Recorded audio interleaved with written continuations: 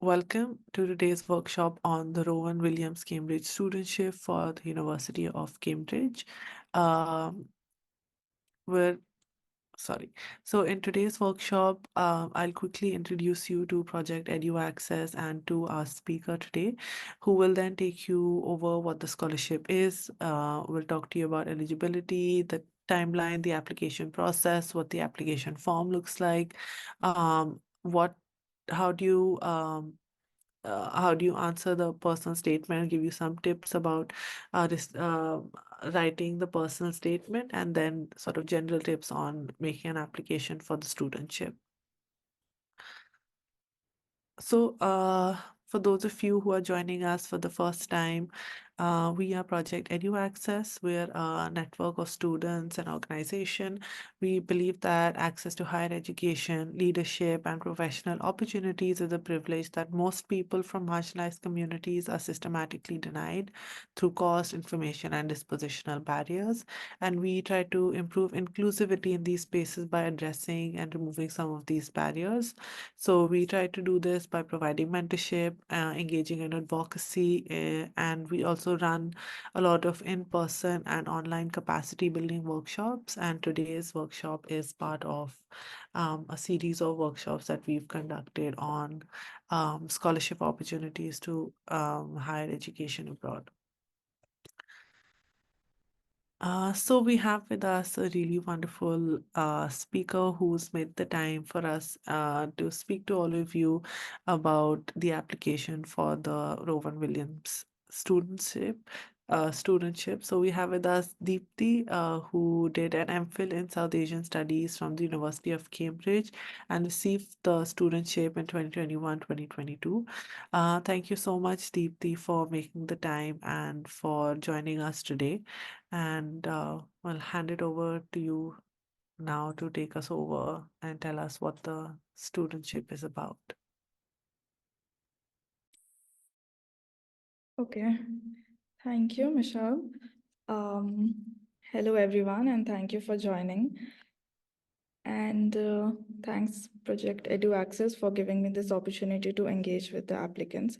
So, Rowan Williams Cambridge Studentship, I think first of the very term studentship, most of the scholarship you will find it as scholarship, but this is one scholarship which has it's referred to as studentship, which basically is sort of an aid given to students coming from institutionally unequal backgrounds. So I think that's one of the key information to know about this studentship, and therefore the questions that they ask in their application is very much along the lines of the various hardships that the students have faced. Yes, and it is therefore to support the students who face severe barriers in their studies. Now, apart from, as this studentship requires additional application to be made, and it is available for the students at all levels, at master's and PhD, and in any subject and at any college.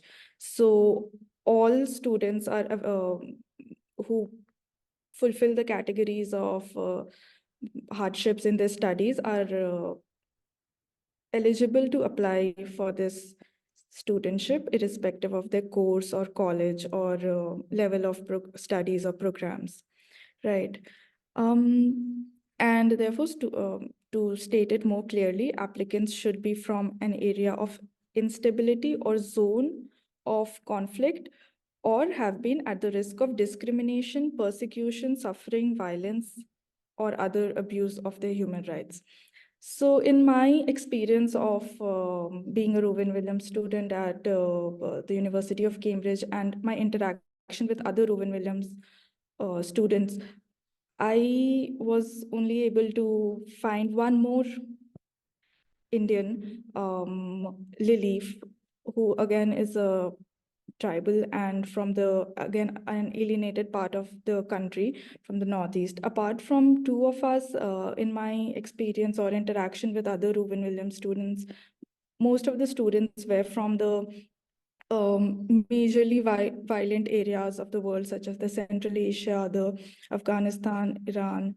So that's the level of, I think, conflict or the level of barriers in education from Somalia. Yes, from majorly from the African countries. So that's the level of violence or barriers in education that the students come from and avail this opportunity through this scholarship. Right. Yes. So again, you are required to submit a separate application for this scholarship. And the best part of the scholarship is that it's a fully funded, it fully funds you, it covers your tuition fee, it covers the annual stipend, your living expenses in the Cambridge, and other allowances, that is your travel, visa, immigration, health charges, and yes, your to and fro tickets to the country, to your home country. Yeah. Next, yes.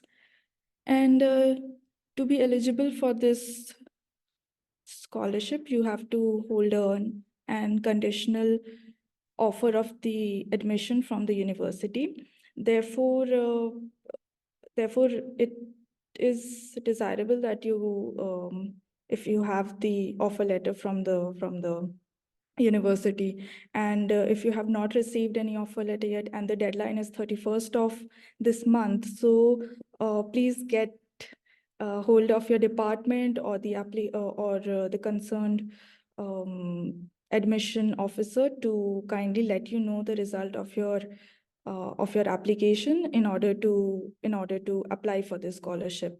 Right.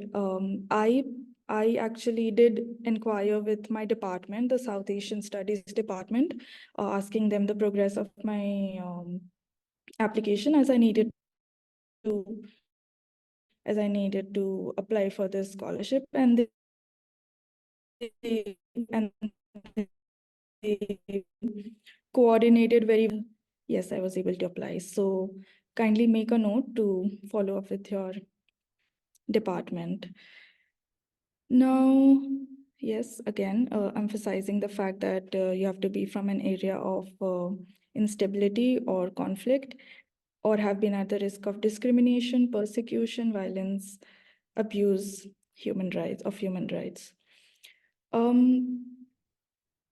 It is up to the applicant to determine if they feel the need to, if they feel that they meet the criteria. Now, this scholarship, they do not really require you to provide any uh, official form of let's say a refugee.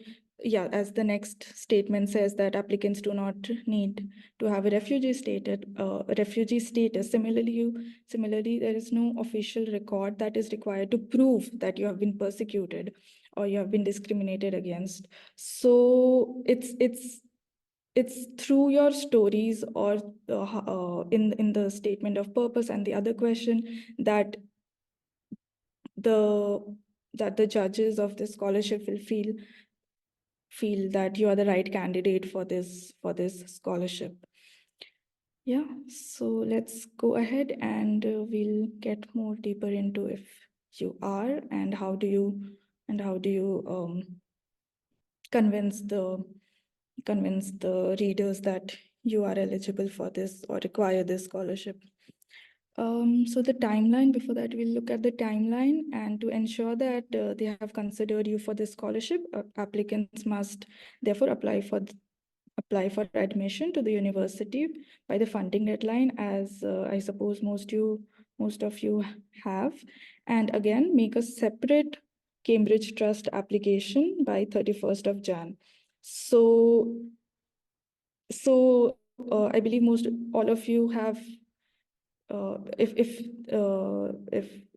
you have are eligible for this, you will be given provided another, you will be emailed rather another application form from the Rowan Williams Cambridge Trust authorities, and that you have to submit by the 31st. And the results are announced from March to the end of July, and majority of the awards are made in March. Okay, I'll address this question, but I'll tell that I received my offer from Rowan Williams in April. So by the end of April, almost start of May. So that was my timeline. So if you do not receive in March, do not get really disheartened. So yeah, I'll just look at this question. The screen asks, hello, I could not select from the Rowan Williams option while ticking the box of the Cambridge Trust Scholarship. Was it necessary to select via Cambridge application? Are we eligible if we haven't applied yet? Yes, I believe you do have to mention all the scholarships that you think you are eligible under the Cambridge Trust Scholarship. And based on those uh, listed scholarships that you have selected yourself for, they provide you, they send you. So I think if you have not selected the Rowan Williams option, you might not be, okay, you could not find the option. Okay, maybe in that case, write to the, which part of the, which course were you applying for, if I may ask? Okay, maybe you can inquire with the admission office if you can again apply for this. But in my experience, or the people that I have known, IR and gender. So, okay, right. Was it the case with others also that they were not able to find, or if such is the problem with any other student, also kindly do report it so we can make note of it for future that such a query rises. Okay, we can look into it, but I think let's move ahead and see what's further. Yeah, so the unsuccessful candidates will not be contacted. Therefore, only if you receive an email, it means that you have been selected for the next process of applying for um, the Rowan Williams. Yeah. Next slide, please. Yes, so they have a separate application form that you will be emailed, but also you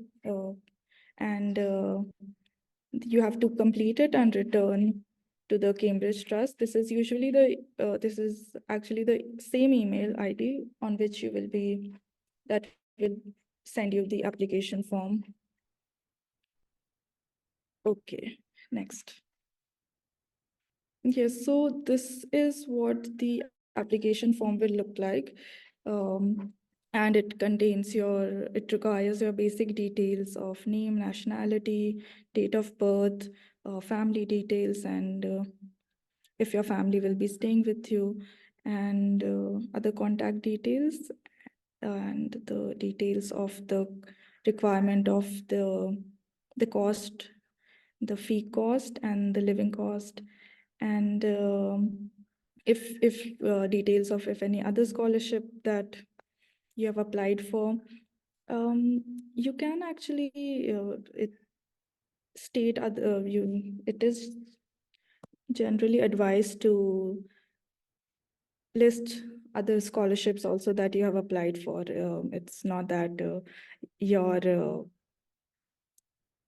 chances of being selected for this scholarship will get any more higher if you show that, okay, this is the only scholarship that I've applied for, therefore kindly select me for it. No, do honestly list out all the scholarships that you have also applied for, because what is the case, what sometimes they actually do also that they can, sometimes there are a lot of students who are in dire need of it. So they, if you're able to partially avail the scholarship from somewhere else, they can split the scholarships among different students. So even if if you have been able to partially get it from somewhere else, they can fund more students.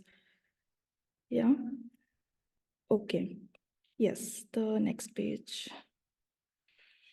So coming to the first question that you will be, the two questions that you are required to answer. First is the first question is, please describe the reasons why you're applying for the Rowan Williams Cambridge Studentship, and according to the following eligibility, if you come from the area of instability or zone of conflict, and again, risk if you are at the risk of discrimination, persecution, suffering, violence, or other abuse of your human rights. And the other question relating to the severity of challenges that you faced in accessing or pursuing education. Now we'll look at both the questions in a little bit more detail about how you can write a convincing answer to these two questions. Yes, so the first personal statement is, why do you think you are eligible for this, or rather kindly expand on the conditions or your experiences that you come from that makes you that require you to apply for this scholarship and avail this scholarship, right? So I'll give a little bit of probably my own context to help you understand and illustrate better. So I come from an indigenous community. I'm an Adivasi from the Chota Nagpur Plateau, in the Jharkhand, and the area that I belong to, that is also an insurgency affected area. It's been classified in the Red Terror area by the Ministry of Home Affairs. So if any of you also are from similar backgrounds, if you come from a discriminated community such as Dalits, such as the minorities, Muslim, or if you're a trans person, or if you come from areas where it is severely violent, such as probably the Jammu Kashmir, the Northeast, or any other reasons that you think that does apply to it. Yes, please explain how it has shaped your life. And so the course that I was pursuing, the MPhil in South Asian Studies, right? It is a dissertation-led course where you're required to submit a 10,000 word dissertation, and my topic was also on displacement and land acquisition and displacement of the Adivasi for a developmental project. So I was able to both connect what I'll be studying and why I'll be studying, rather, with to make a convincing argument, right? So both my experience as well as what in the future I'll be doing.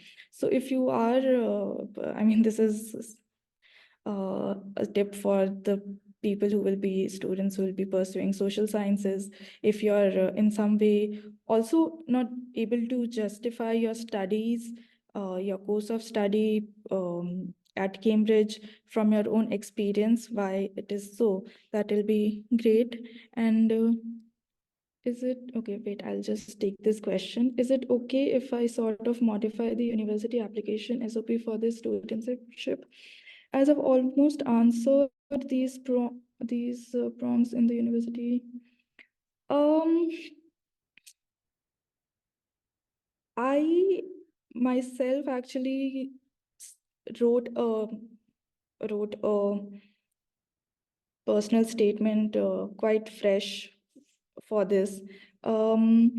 Why I say so is because your university application, it is a little more academic, and it is not to and this application, it has to be a little more personal. So when I say that okay, use your experiences of what you will be doing as academically in the university for this application,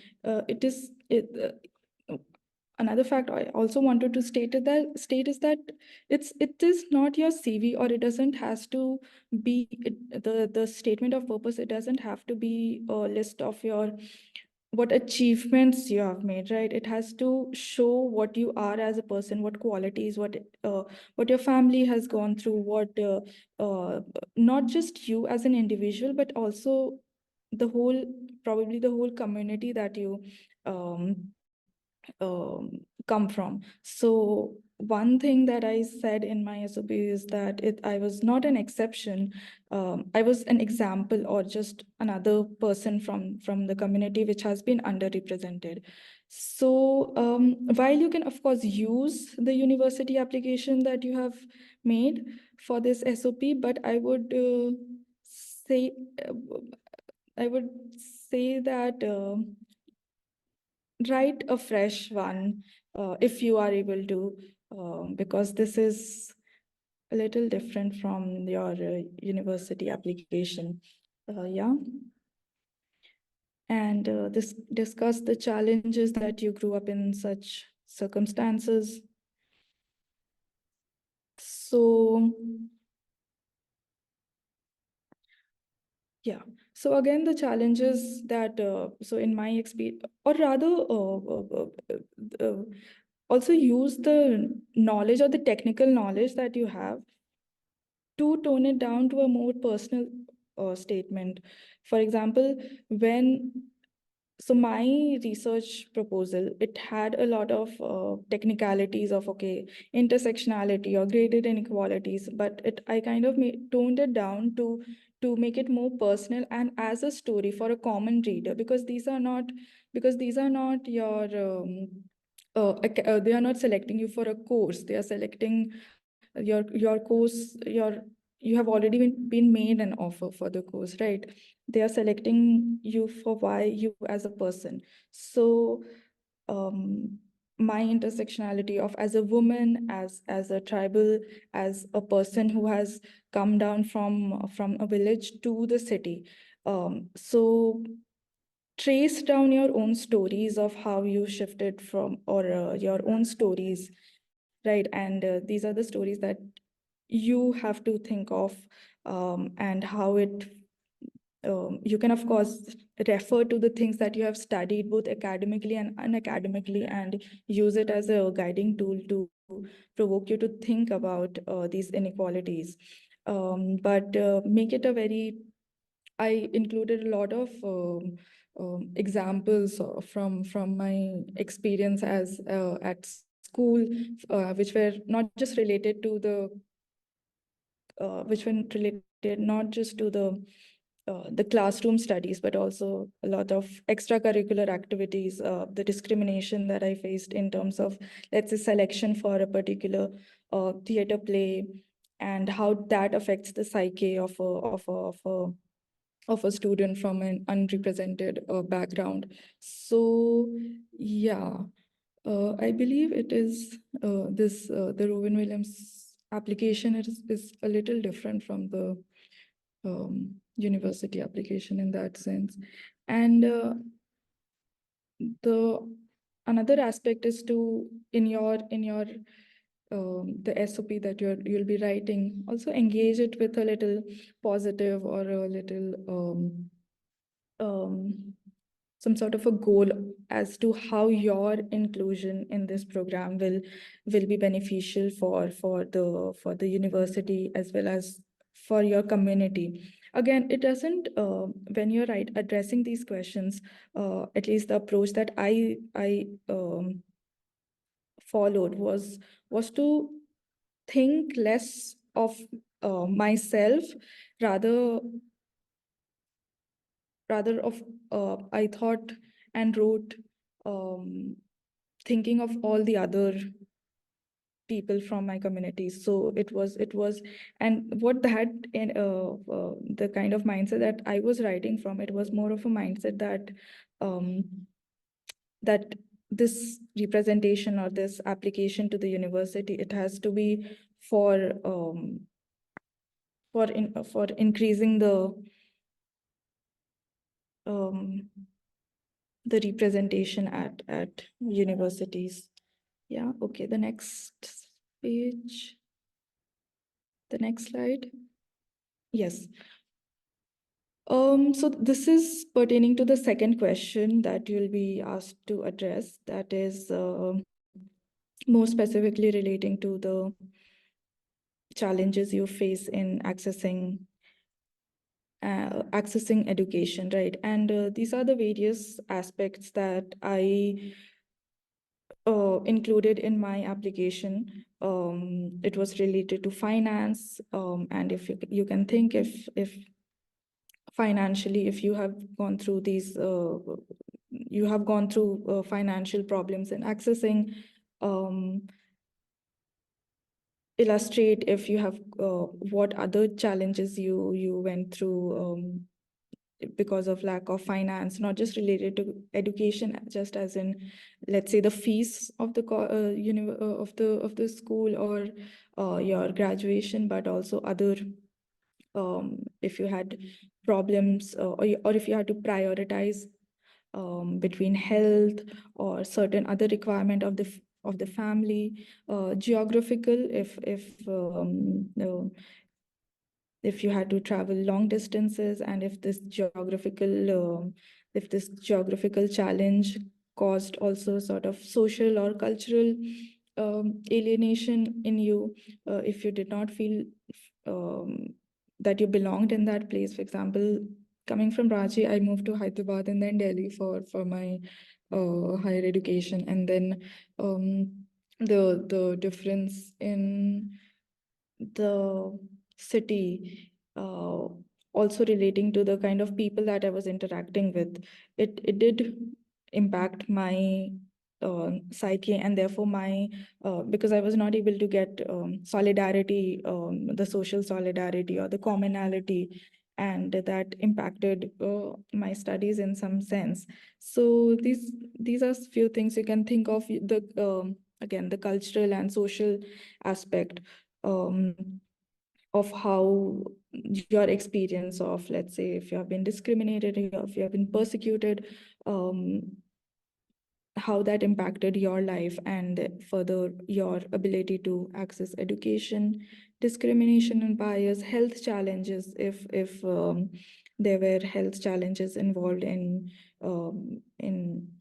your pursuit of studies. How was the access to resources, educational resources? Did the place that you study, it had sufficient educational infrastructure to support or provide a good education so far? Or if you do not avail this education right now, what further challenges would it have in further, if or rather, what is how education means is a means of empowerment to you, if you do not get this degree, or if you're unable to pursue a higher study from Cambridge, how that will further impact your life. The language barrier, in your stories of education so far, how has language been a barrier? If the education that has been provided so far, uh, was it the same as your mother tongue, or were there challenges in the school or the university that you further went to? Was it in a different medium, and how, and is it because of the, is it a part of the same discriminatory system that has forced you to apply for this scholarship? For example, the language that we speak at home, it was quite difficult to adjust to the the school education system, that we were provided the English medium because, of course, it is very much required, the English medium in the current globalized era, but there was lack of support from the community or the family itself to guide you better, because education happens not just in school, not just in university, but a lot from the families, the community, and they shape your scope of availing and excelling in education a lot, right? So also, are there problems of documentation such as ID proofs, meaning that because of the discrimination or the situation that you come from, were there any, not just documentation problem, but any other such official record keeping problem related to your admission in any university? Or so far, I mean, a lot of my friends from Jammu and Kashmir report that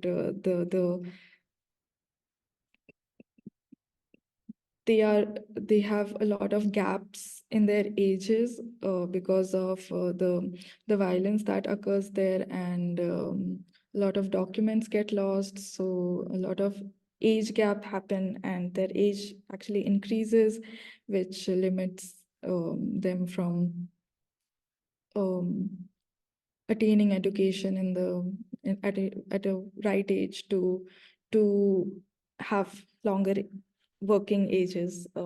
Yeah. And yes, again, if you had any challenges from the education system itself, one thing which the Cambridge University and I think most European universities really admire is the critical approach, and sometimes it also critical approach, while it's not all doesn't always means negative, but also if you find any, they are very open to, at least in their application processes, they very much welcome um, challenges to institutions. So if you have find any challenges to the curriculum education system itself that you find, and if you can relate it to your story, for example, in my story of this challenge, I spoke of how the lack of ideals, for example, whatever we've been studying so far, the curriculum so far, it felt me quite a lot of times it made me feel very alienated with what I'm studying, right? Because most of the histories, most of the languages, all the stories, all the geographical facts, all the historical facts, even in social sciences for further education, all the authors, they were from they did not represent my community, or they did not speak of, they were not written in the curriculum that very much reflected with my background as an indigenous person. So that is also one sort of an educational barrier. So yeah, these are few challenges that you can think in your own lives, and also there will be many more. It's not a comprehensive list. So yes, let's move to the next slide of some general tips. Yes, so introspect, think of your so I guess why one person asked if she if they can edit the SOP, or some of you might be making lots of application to different places, and you will be overburdened with applications, and but it's application process, as many, I think a lot of people that I have spoken with and who applied and have gotten, and also few who have not gotten, they do really appreciate this whole process of making the application, because they feel that this is a journey in itself before reaching the university, that they can take some time okay, a lot of time maybe out and really introspect in their about their own selves, not just their own selves, but also the other factors also of the family that they come from, the state that they come from, the geography, the even the larger context of the nation and other the world. So this is a really this process is really beneficial. So introspect, think deeply and honestly, write honestly in this application. You can so there is a style of writing where you can, of course, uh, decorate your stories to make it more appealing, but do not fabricate the facts. Yeah. And connect the dots basically, again meaning that linking your life with your how you think, how you perceive things, how you or the your achievements and even your failures, how they have been if they have been because of the context that you come from, right? Expand your perspective, talk to different people, and just this is a process of thinking and writing, and so yeah, expand your perspective and write with a positive intention and enthusiasm. Yeah, so whenever I spoke it earlier also that I was thinking that I'm writing this application not just for myself, but as a person who will be representing the other my entire community. So write with a positive uh, and free mind. Um, Otherwise, once your mind gets blocked and you're stressed, no good ideas come. Good ideas come to a free mind. Yeah. So those were some of the, I think that's the last the last slide. And those were some of the things from my side. If there's any more question. Yes, did you attend any workshop? Did you attend any workshops or watch any videos or got samples of SOP, personal statement, etc. from somewhere? Can we get samples of these kind from some source that can help in drafting them meticulously? Okay. Yeah, so good question. And in fact, so this was my I got in actually in my third attempt to the to the university. I graduated in 2019, and um, the first application I made, and then in my third attempt, I'm unsure if I made the second attempt because I think that I did not apply with a very good intention. So third application. So by the time, basically what I'm trying to say is by in the third attempt, I had few friends who had experience and who had gone to the Cambridge, and they were definitely very helpful. So yes, I did not attend any workshop or not any official like such a organized good initiative as project EduAccess, but I did have assistance from my friends who had been at Cambridge, and yes, and regarding if we can get samples of these kind from some sources. Oh, okay. So I did not really have any samples of myself. I think I did some few just Googling online.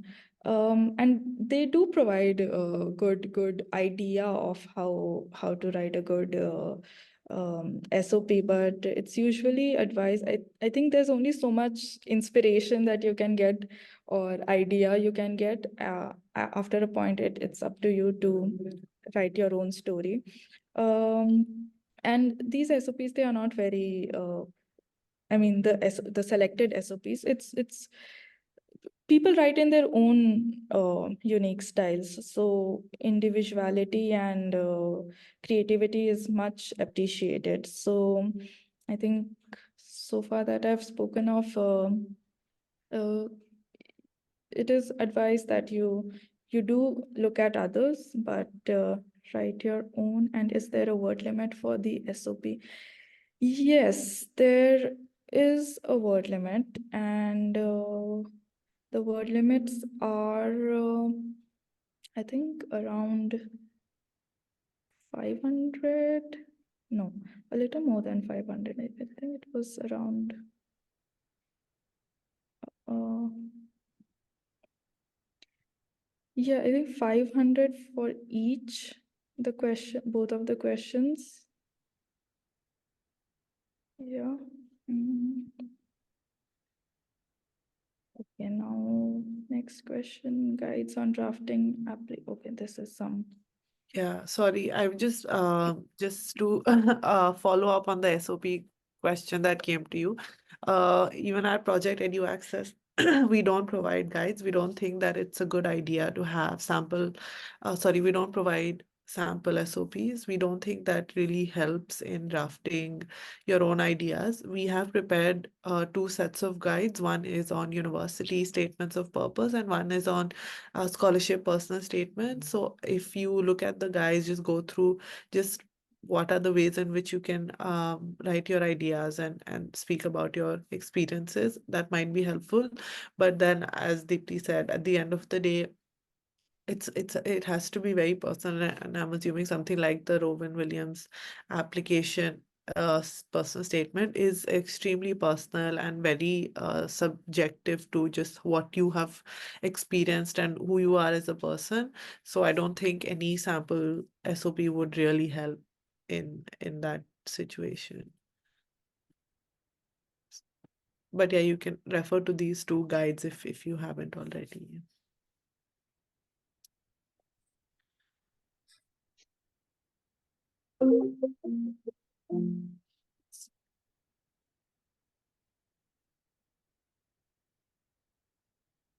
Yes, I think Ms. Ba very uh, beautifully explained that. Um, hmm.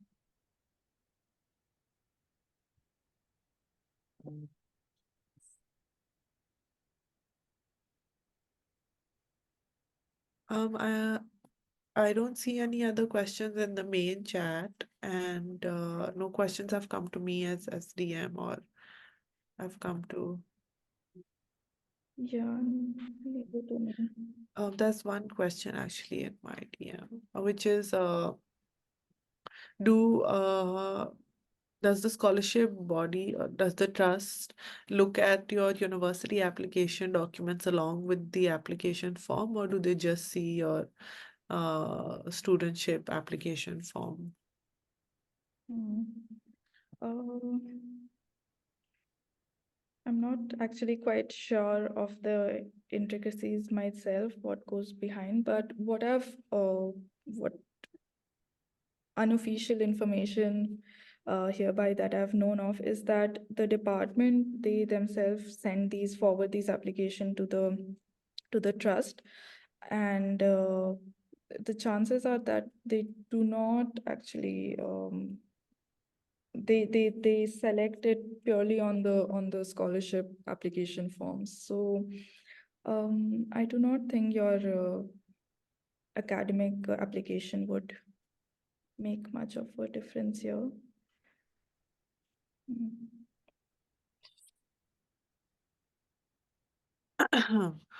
Okay, we've almost completed an hour. So if no one has any more questions, we can end the session. But um, if you do have questions, right now is the time to either put it in chat, or you can, as you some have been doing, DM it to either me or Deepti, or just raise your hand and ask your question, even if it is specifically discussing what you may want to write in your application. This would be a good opportunity to do that.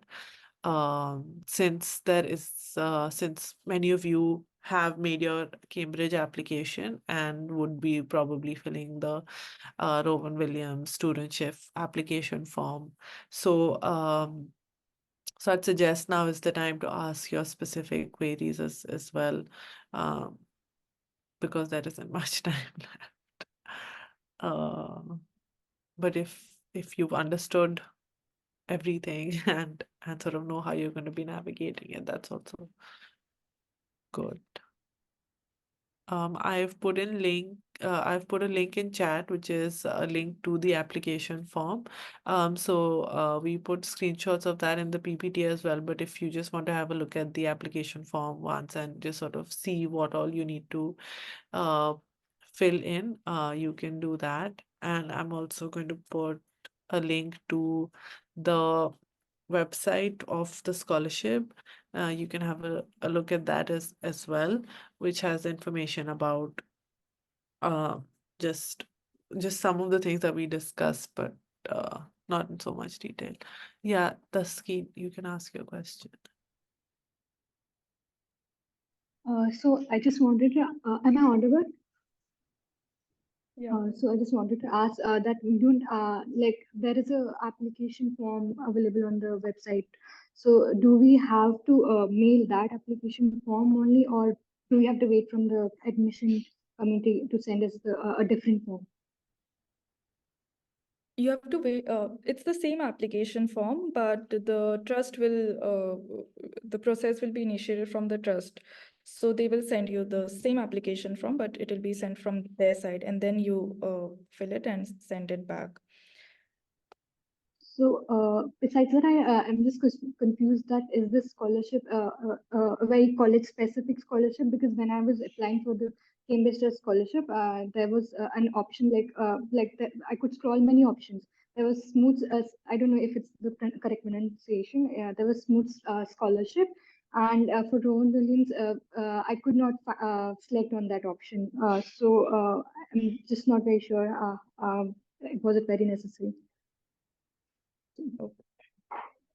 Okay. Just suspecting if the process has gone through any changes in the past 2 years, because when I was applying, I was able to select it, and unfortunately, I didn't get the time to check the uh, if they have made any changes. They it's you can select you everyone is eligible to apply for it technically. I mean, anyone can select it. Um, Maybe you can write it to the um, further to the admission office if there is any chance that you can apply for it now. All right, I'll drop a mail to the admission teams. Thank I you would so also much. suggest just sending them an email as soon as possible and asking them if you can, that when you were filling you didn't find that option and that you really want to apply for the scholarship, and just maybe give a brief of your circumstances and sort of why you would be eligible for the scholarship, and just ask them if you can still be considered. All right, thank you so much. They're usually responsive and accommodative of such, not such requests, but of queries. Yeah, so write to them ASAP. Hmm. This again, there was a question on the length of the statement or answer. So 500 is what you said. Deepti? Yes. Yeah, so that's 500. Uh,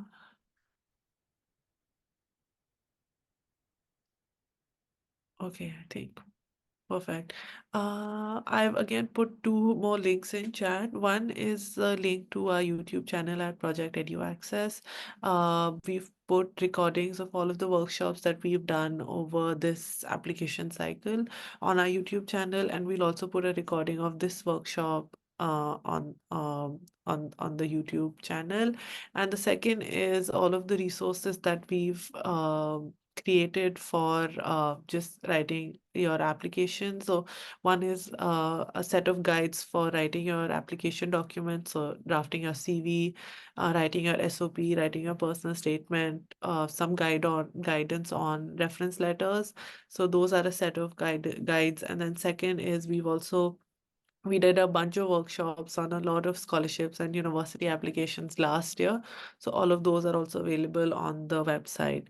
So if you're trying to figure out just how to write your statements or how to make your application, I'd highly suggest looking at all of these resources because they'll help you get started and that hopefully help you draft a good set of documents. And these are prepared by all of our mentors who sort of made successful applications for scholarships and universities.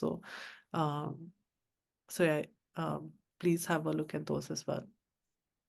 Um, with that, I will now, I think, end the session. Thank you so much, Deepti, for once again, making the time and speaking to everybody about the scholarship and about just giving them guidance on writing those documents. I think this is going to be really helpful, especially because a lot of people don't know about this scholarship. Um, so yeah, thank you for joining us and being a part of this. And thank you everyone who joined us today. I hope you all have a nice rest of your weekend.